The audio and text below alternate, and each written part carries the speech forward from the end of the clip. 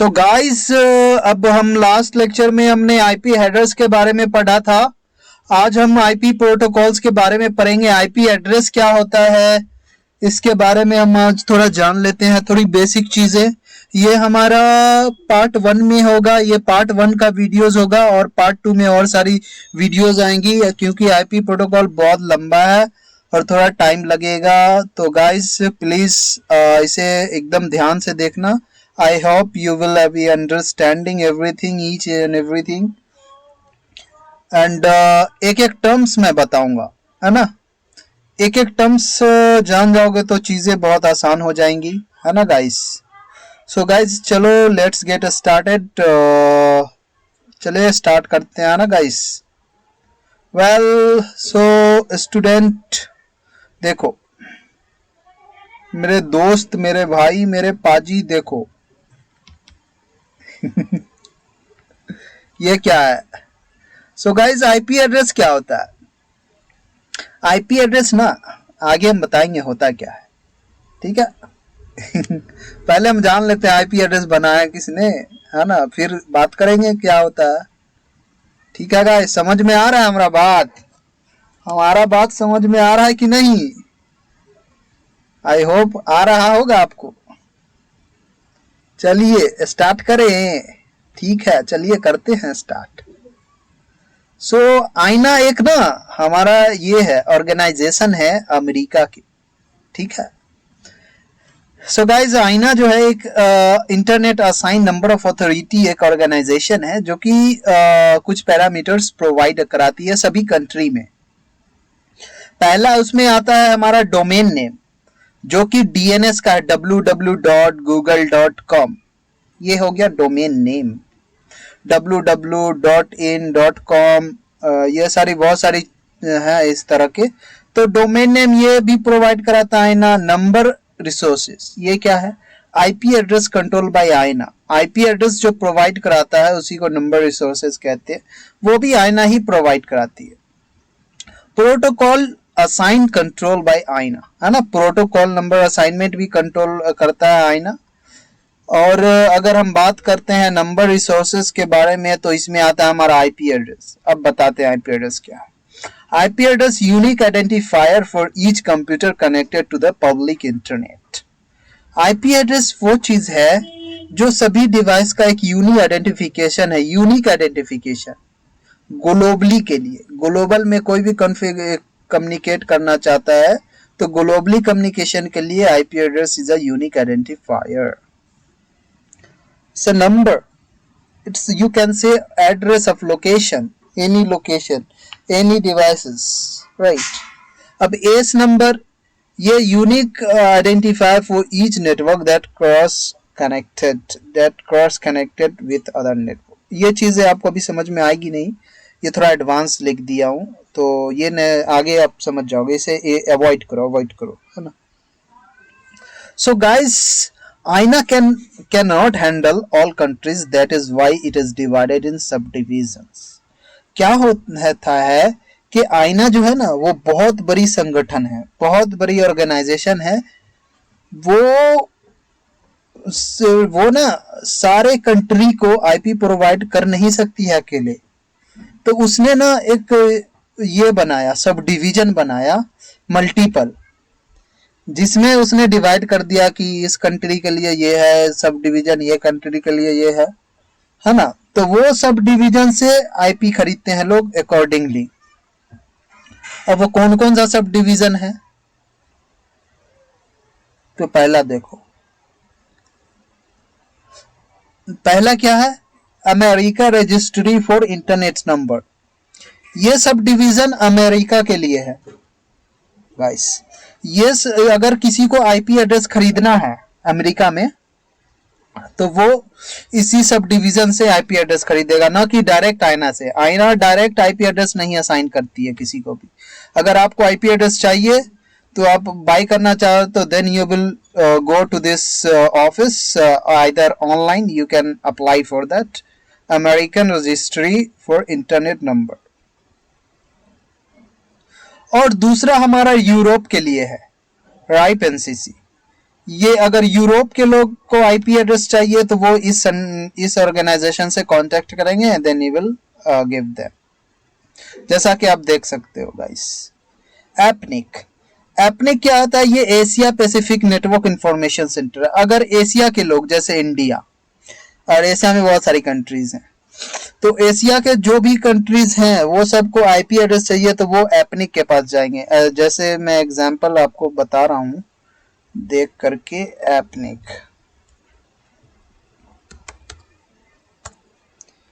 देखो गाइस, एपनिक के है ना, पैसिफिक नेटवर्क इंफॉर्मेशन। अगर आपको चाहिए गेट आईपी पे करो, यहाँ से जाओ गेट आईपी, गेट आईपी पे चेक करना, यहाँ से मिलेगा आईपी। अगर आपको पेमेंट करना है, मेक पेमेंट, ये सारे ऑप्शंस हैं, यहाँ से आप पेमेंट करो, आईपी एड्रेस परचेस कर लो, है ना। एशिया के लोग यहीं से आईपी एड्रेस परचेस करते हैं गाइस। तो गाइस यही सारी चीजें हैं, सब डिवीजन है जो कि आईपी एड्रेस हर एरिया में अकॉर्डिंगली प्रोवाइड कराती है। तो गाइस देखो, आईपी एड्रेस आप खरीदते हो? नहीं खरीदते हो, क्यों? क्योंकि ऑलरेडी आपने ले रखा है उन लोगों से आईपी जिन्होंने आईपी थोक में खरीदा है। जैसे कि आईएसपी जिसका आप इंटरनेट चला रहे हो, वो क्या किया है कि वो एक बार में आईपी एड्रेस खरीद लिया, है ना, फिर वो आपसे पैसा लेती है। आप इंटरनेट यूज करते हो तो क्या आपको आईपी खरीदने जाते हो कहीं? नहीं ना। क्या होता है कि हमारी जितनी भी आईएसपी है वो आईपी एड्रेस खरीद लेती है, खरीद करके वो रखेगी और वो या वो किसी और को बेचेगी। जैसे आपको इंटरनेट चाहिए तो वो आपको इंटरनेट नहीं, वो आईपी एड्रेस दे रहा है पैसे लेकर, और उस आईपी एड्रेस से आप इंटरनेट पर रीच कर रहे हो। समझ रहे हो गाइस? तो आप क्या खरीद रहे हो? IP address. किसी भी आईएसपी से किसी भी इंटरनेट ले रहे हो, वाईफाई कुछ भी ले रहे हो, तो आप वाईफाई नहीं खरीद रहे हो, आप खरीद रहे हो आईपी एड्रेस, और उसके थ्रू आप जा रहे हो इंटरनेट पे रीच कर रहे हो, है ना। पैसा आपको लग रहा है आईपी एड्रेस का, जो भी आईपी एड्रेस आईएसपी ने आपको प्रोवाइड कराया है। ओके गाइस, आई होप समझ में आया होगा, चीजें क्लियर हुई होंगी। तो देखो, IPv4 दो पार्ट में पांच पार्ट में डिवाइडेड है, 5 क्लास में। It is divided into 5 classes. पहला क्लास को हम कहते हैं लार्ज नेटवर्क। क्लास ए वाले को लार्ज नेटवर्क कहते हैं, के लिए यूज होता है। क्लास बी की आईपी होती है वो मीडियम नेटवर्क में यूज होती है। क्लास सी की स्मॉल ऑर्गेनाइजेशन में, एंड क्लास डी मल्टीकास्टिंग के लिए यूज होता है। और क्लास ई की बात करें तो ये रिसर्च एंड डेवलपमेंट के लिए यूज होता है गाइस। तो हमारा काम किस पे होगा? ये तीनों पे। Class A or B and C. Network engineer will work for this. Alright.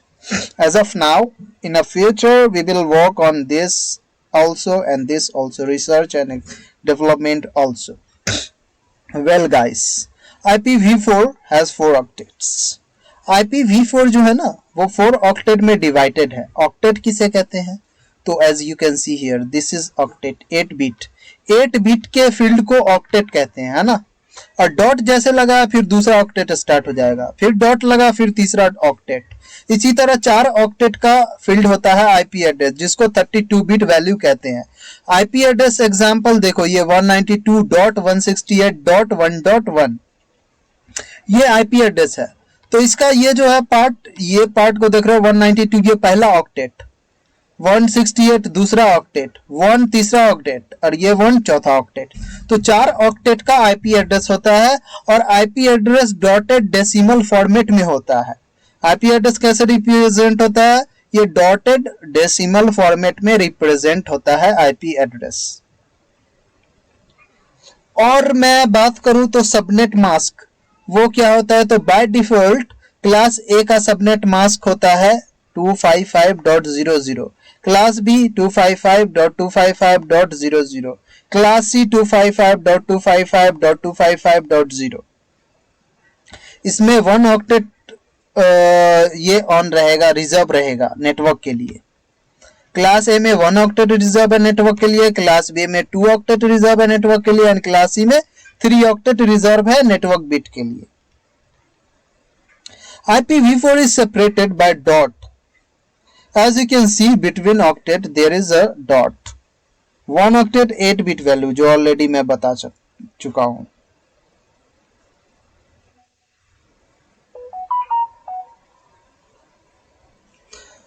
So guys, how we can represent bit? So here is some example. You will have to keep in mind this concept guys. All right, ये चीजें आपको समझनी पड़ेगी guys, जैसा कि मैं बोल रहा हूं आपको।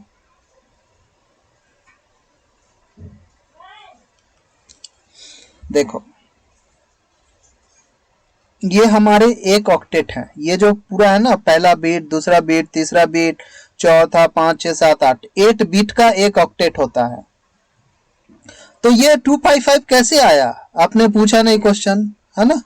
ये 255 कैसे आया यहाँ पे? ऐसे ही कुछ भी रख देते हैं? नहीं, ये ऐसे आया कि इसके सारे बिट्स ऑन है, रिजर्व है, तो वो 255। अब वो 255 बना कैसे? तो देखो गाइस, ये जब सारा बिट 0 है ना, इसका मतलब सारा बिट ऑफ है ना? सारे बिट ऑफ है, इसका मतलब इसकी वैल्यू 0 होगी। अगर सारा बिट ऑन है तो इसका मतलब कि इसका वैल्यू 255 होगा। ये देखो ऐसा सिंबल है, बिट ऑन, बाइनरी में देख सकते हो, ये binary value, you can say it is binary value, है ना? सो देखो गाइस, ये हमारे 1 बिट, 2, 3, 4, 5, 6, 7, 8 बिट है।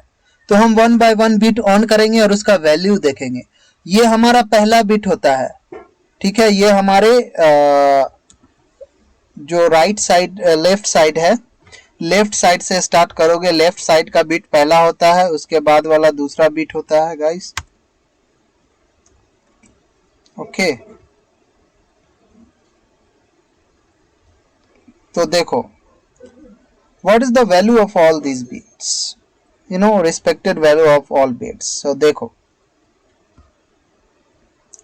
पहले बिट का वैल्यू होता है 128, पहले बिट की वैल्यू। अगर पहला बिट ऑन है तो उसका 128 होगा, दूसरा बिट ऑन है तो 64, तीसरा बिट ऑन है तो 32, चौथे बिट का 16, 8, 4, 2, 1, पहले ये लास्ट वाला बिट है, उसका वैल्यू 1 होता है। टोटल को ऐड करोगे तो 255 होता है। इसीलिए अगर सारा बिट आपका ऑन है तो ये सब को ऐड कर दोगे तो 2255 वैल्यू हो जाएगा। अब देखो एग्जांपल जैसे हमने दिया, if one bit is on on the subnet mask value क्या होता है? देखो पहला बिट हमने ऑन कर दिया इसका, तो पहले बिट का वैल्यू क्या था? 128, जैसे मैं आपको बताया हूं। देखो, तो पहला बिट ऑन है और सारे ऑफ हैं, तो बराबर 128 हो जाएगा इसका सबनेट मास्क। अगर 2 बिट ऑन है तो 192, अगर 1, 2, 3 बिट ऑन है तो 224, अगर 4 बिट ऑन है तो 240, 5 बिट ऑन है 248। इसी तरह जितने बिट ऑन होते जाएंगे ये वैल्यू बढ़ता जाएगा सबनेट मास्क का। ऑलराइट, ये चीज आपको समझनी है, ये चीज याद करनी है आपको, ये चीज ही काम आएगा गाइस। देखो नीचे सारे बिट्स ऑन कर दिए, सबको ऐड करके 255 बन गया। यहाँ पे कितने बिट ऑन है? 7 बिट, तो सातों बिट की वैल्यू को ऐड करके 254 हो गया इसका सबनेट मास्क। देखो guys, IP address reserve for LAN card testing, कौन से? 127.00 से लेकर 127.255 तक, ये लैन कार्ड टेस्टिंग के लिए। और 0 आईपी जो है वो रिजर्व है डिफॉल्ट राउटिंग के लिए। ये चीज बाद में आप समझोगे, और ये आपको याद करना पड़ेगा टेबल, है ना? ये चीजें याद कर लो, तभी आप इसे सॉल्व कर पाओगे आसानी से, है ना? सो आगे बात करते हैं, प्राइवेट आईपी एड्रेस क्या होता है? ये देखो, क्लास ए, क्लास ए में प्राइवेट आईपी एड्रेस की रेंज क्या है? 10.00 से लेकर 10.255.255.255। स्लैश वैल्यू इसकी क्या होती है? 8, और इसको प्रीफिक्स कहते हैं, प्रीफिक्स लेंथ। ये जो स्लैश के आगे जो भी वैल्यू होती है ना, उसको प्रीफिक्स कहते हैं, ठीक है? CIDR भी कह सकते हो, तो क्लासलेस इंटर डोमेन राउटिंग कहते हैं उसे। It is the total number of bits. देखो इसमें बता भी रखा है, क्लास ए में एक ही ऑक्टेट रिजर्व होता है नेटवर्क के लिए, क्लास बी में 2 ऑक्टेट रिजर्व है नेटवर्क बिट के लिए, और क्लास सी में 3 ऑक्टेट रिजर्व होता है, और ये होस्ट के लिए, बाकी सारे होस्ट के लिए होते हैं। So guys, IPv6 and IPv4 में थोड़ा डिफरेंस जान लो। IPv6 128 बिट की वैल्यू होती है, इसकी टोटल ये अपना 340 बिलियन बिलियन बिलियन एड्रेस है इसमें। यू कैन से अनडेसिलियन वैल्यू हो सकती है, मतलब इसे आप मतलब अनकाउंट भी नहीं कर सकते हो, अनडेसिलियन।